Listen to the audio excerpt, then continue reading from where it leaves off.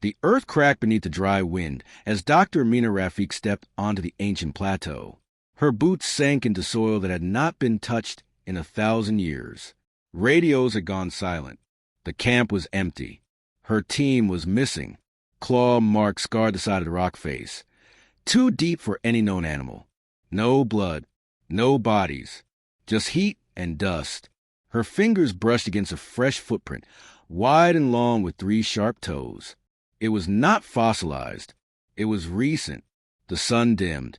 Behind her, something moved where no life had walked in ages.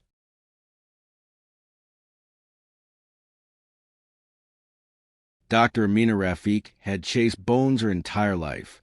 From wind-beaten cliffs in Mongolia to the swamps of Madagascar, she had followed fossil trails through time hoping for something no one else had found.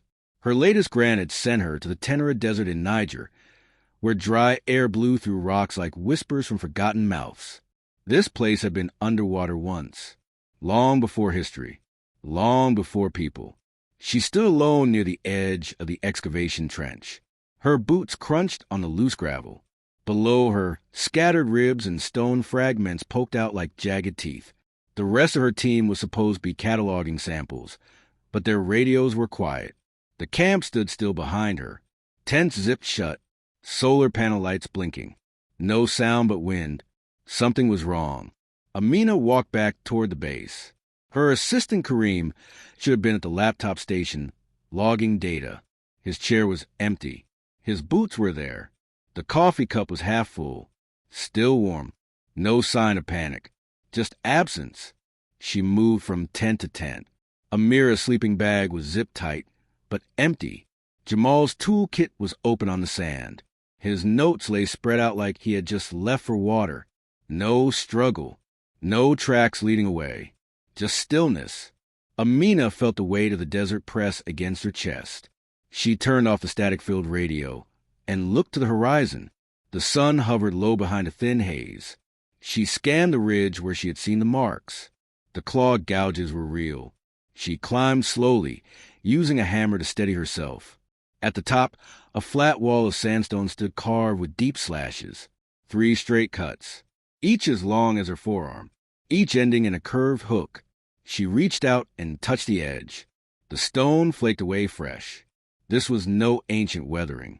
She pulled out her field journal and flipped through her own sketches from last week. Most of the fossils they had uncovered came from mid-Jurassic layers. The region matched only one known predator of that time, a frovinator, a fast bipedal hunter, long tail, serrated teeth, once thought to be a primitive relative of later theropods. Only one nearly complete skeleton had ever been found in this region decades ago. Most textbooks gave it a few paragraphs, but something had made those new marks. She stepped further along the ridge and saw something else. A footprint, large, 3-toed, pressed deep into the sand at the edge of a rock pool that had dried up last week. She knelt beside it. No erosion, no cracks.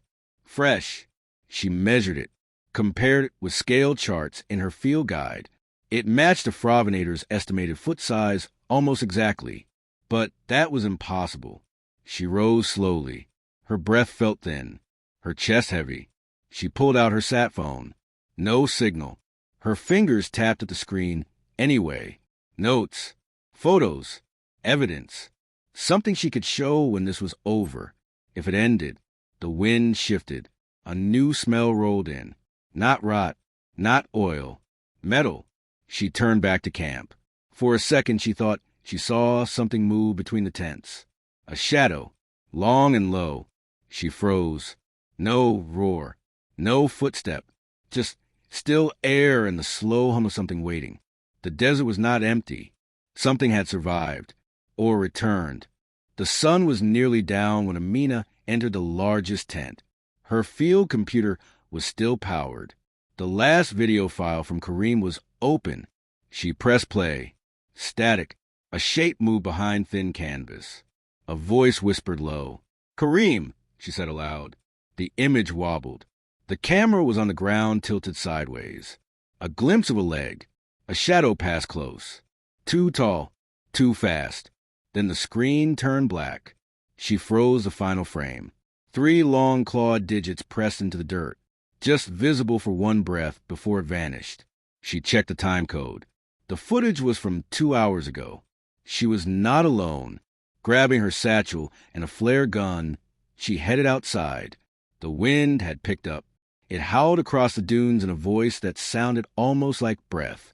She moved fast, toward the mobile lab container at the end of the ridge. It had been built from steel with reinforced walls. A safe place to think. She shut the door behind her and bolted it tight. Inside, the air was still. She turned on the overhead lights. Files and maps were pinned to the corkboard. Satellite images, movement patterns, fossil locations. Amina had spent months trying to connect the past with the present. Now the past had answered. She unrolled the latest scans. A cave system under the plateau, previously dismissed as collapsed magma tunnels. But now she saw the pattern. They were hunting paths. The channels curved in a way that funneled prey toward narrow kill zones. Natural traps. Not random. Designed. She shivered. On the far table lay the plaster mold from last week. The fossilized skull fragment. It had shown bite marks across the rear.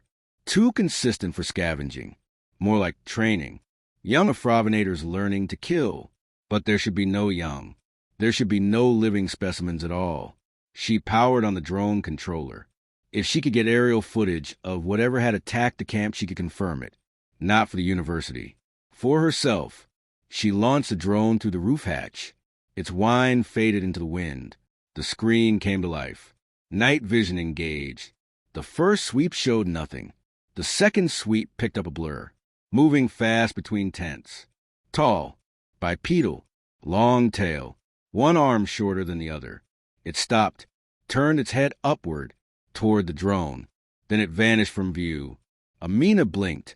Her pulse raced. She angled the drone around for a better shot, but the creature was gone. The sand near the supply trailer shifted. Then the feed cut. Static. No signal. She lowered the controller. A soft thud landed on the roof.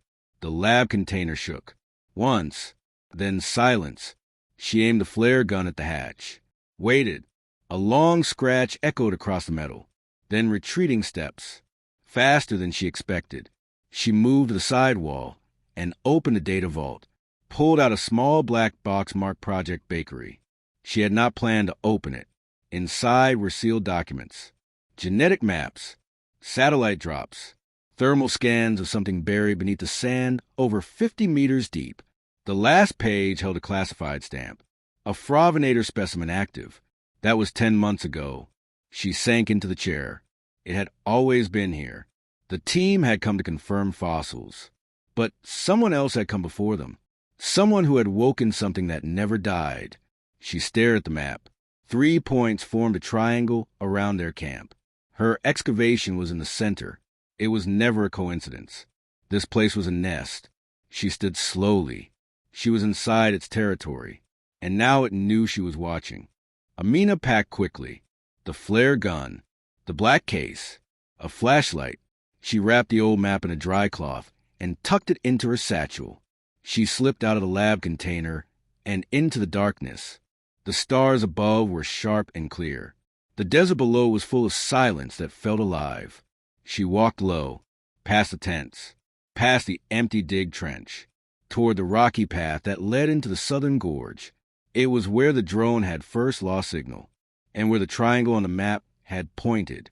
Her boots touched smooth stone. The wind was gone. Not weak. Gone. Like the gorge swallowed sound itself. Amina switched on her flashlight. The beam caught carvings. Not letters. Not cave art. Patterns. Scratches cut deeply into the walls. Layered over time. Like one creature had marked its path again and again for generations. She moved slowly along the edge. Her steps careful. She found bones. Small at first. Lizard. Rodent. Then larger. Goat. Camel. Some crushed. Others clean. All recent. A humming began deep in the rock. Low. Rhythmic. She pressed her hand to the wall. Vibration. Not an animal sound. A machine. She followed the pulse. The passage opened wider. into a cavern shaped like a bowl, smooth and unnatural. Metal beams half buried in the stone, lights once attached, now dark. In the center stood a steel door, rusted, bent outward, as if something had broken out. Above it were faded words stenciled in paint. Unit 9, Theropod Observation. Her breath caught. This had been no random dig. The entire expedition was a cover. Someone had built a facility beneath the desert, a place where something had been kept, studied, or bred. She stepped forward. The black case in her bag pulsed slightly. Some tech inside was activating. She opened it. Inside were samples, DNA strands, bone fragments. A single glass capsule filled with clear liquid. Floating inside was a tooth. Not fossilized. White, sharp, alive with tiny veins that curl like threads. She pulled out the folder. The last page listed a name. A Fravinator S-type. Modified. Accelerated growth. Enhanced neural mapping. Long-term behavioral testing. She looked up at the bent door. The creature was not ancient. It was engineered. Something moved above her. A faint scraping. She killed the flashlight and ducked behind the nearest rock. Silence. Then a low breath. Not wind. Not machine. A living breath. She peeked around the edge. A tail slid past. Thick. Muscled. Covered in dark gray scales. The sound of claws tapping stone echoed into the tunnel. It was still here. Amina remained still for several minutes before the sounds faded. Then she moved forward. Inside the broken door. The walls were scorched. Burned consoles. Broken cameras. The facility was long dead. But something had survived. She found a terminal still partly intact. A shattered keyboard. A cracked monitor. Wires exposed. She touched the screen. It flickered. Text appeared in green letters. System override code required. She typed the date carved into the map's corner. 0719. The screen unlocked. Log scrolled. Observation day 487. Subject displayed signs of complex problem solving. Avoided baited enclosure. Observed watching scientists through one-way glass. Observation day 502. Subject vocalized. First recorded sound with tonal variation. Audio resembles primitive call pattern.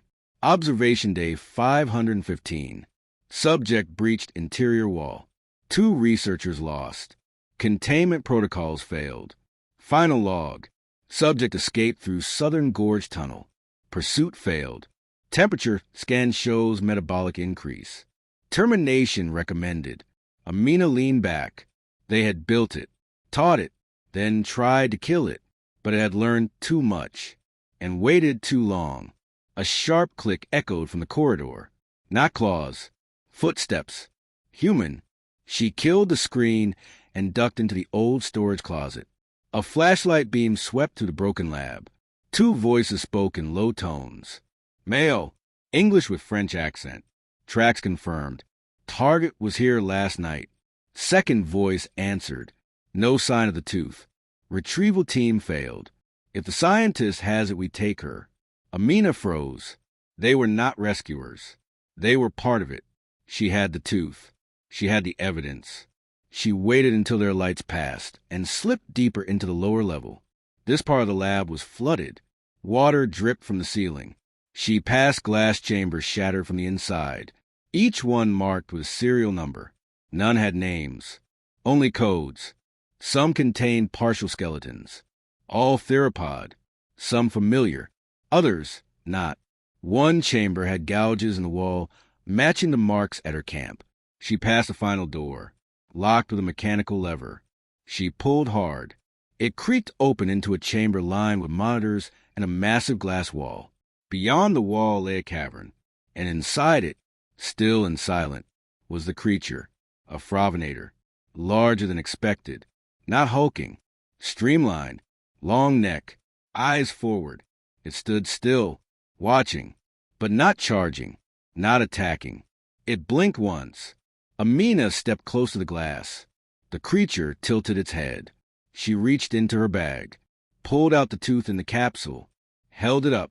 The creature stepped forward. Its nostrils flared. It made a sound, low, vibrating, not a roar, a signal, recognition. It remembered, or it knew.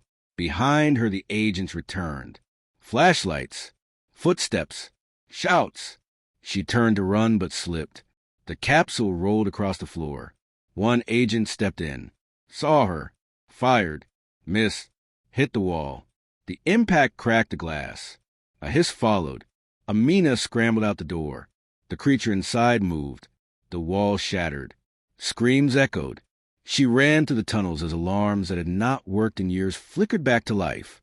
The desert above opened as she emerged into the night, the sky red with dust. She turned once and saw the creature climb from the gorge. It stood on the ridge, looked down, then vanished into the sandstorm. Yes, now that we built up the suspense and laid the groundwork through the hook, introduction, inciting incident, and rising action, it's time to deliver the collision climax, the emotional and action-packed peak of the story. Gear, what happens in the climax? Amina directly confronts the Afravinator or the consequences of its release. The antagonist, the private group or biocorporation, take aggressive action. The mystery is revealed or confirmed. Amina must make a life-or-death decision that affects the creature and herself. Stakes are at their highest. I'll now write the climax, 1,000 words, continuing directly from the rising action. Ready? Let me know if you want any specific twists, e.g., Afravinator saves her, turns on the hunters, escapes the desert. You want the Afravinator to survive or die. You prefer a dark, hopeful, or open ending. Or I can write it based on the natural progression so far. The wind tore at Amina's coat as she stumbled through the sand. Her body ached. Her lungs burned. She looked back only once. Nothing chased her. No lights from the lab. No more gunfire. No roar. Just silence. She fell to her knees behind a low ridge and pulled out her canteen. A few drops left. Enough to keep moving. The capsule was gone. Lost in the lab. Shattered. The tooth was ash now. But the data drive in her coat pocket was still safe. Sealed. Untouched. Everything she had seen was inside it. She waited until the stars reappeared. She walked north. The desert shifted with each step. Dunes moved. Stones cracked underfoot. Once, she passed a trail of prints. Not human, not camel. 3 long toes, deep and wide, but moving away, eastward, into the empty quarter, where no roads led. She kept walking. At dawn, the heat hit hard. Her lips cracked, her vision blurred. But on the horizon, she saw a shape, a radio tower. She laughed weakly, then cried, then walked faster. It took hours. By midday, she reached the outpost. A single concrete structure with a faded solar array. The gate was open. Dust covered the floor. No one inside, but the power worked. She turned on the emergency transmitter, tuned the frequency, sent out her name, her coordinates, a distress code. Then she collapsed in the corner and slept. When she woke, the sun was lower. A voice came through the speaker. Copy. This is Mbarka Station. We receive your signal. Rescue inbound in 4 hours.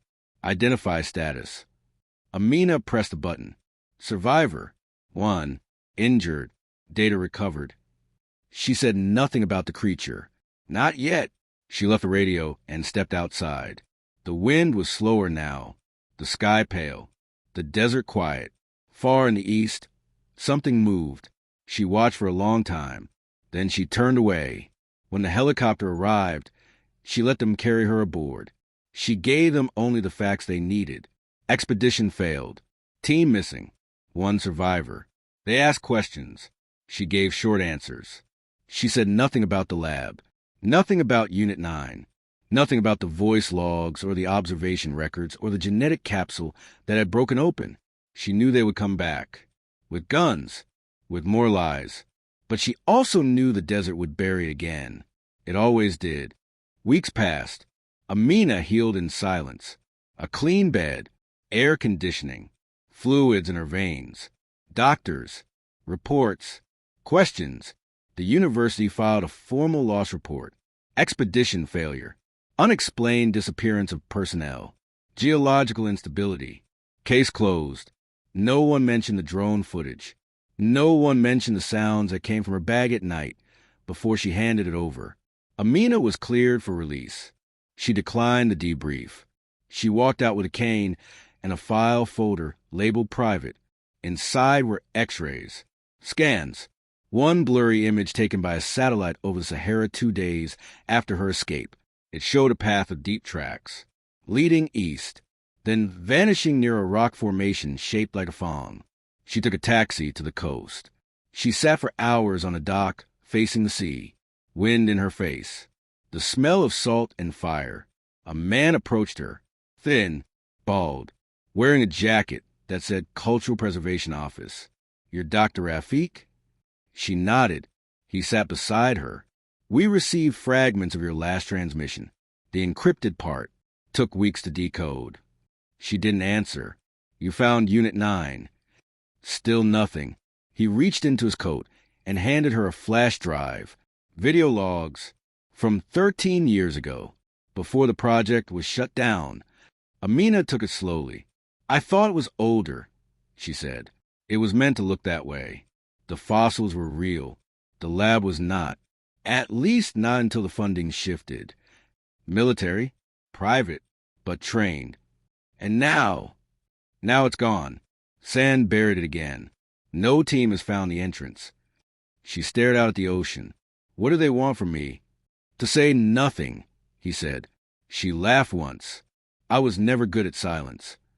He stood, left her alone. She plugged the flash drive into her field laptop. The screen flickered. Day 1. A small creature stood in a glass enclosure, 2 feet tall, bright eyes, clumsy but alert. It tripped over a rock. The scientists laughed. Day 30. It moved with grace now. It solved puzzles. It opened latches. It looked at the camera and tilted its head. Day 100. The sound began. Not growls. Calls. A kind of language. Simple but repeating. Day 150. Glass cracked. Power flickered. Red lights. Panic. Day 180. Empty pen. No footage. A note on the screen. Behavioral mimicry exceeds projected model. Subject no longer respond to control. Termination protocol failed. The footage ended. Amina closed the laptop. She stood and walked to the edge of the dock. Wind lifted her scarf. The sun was low.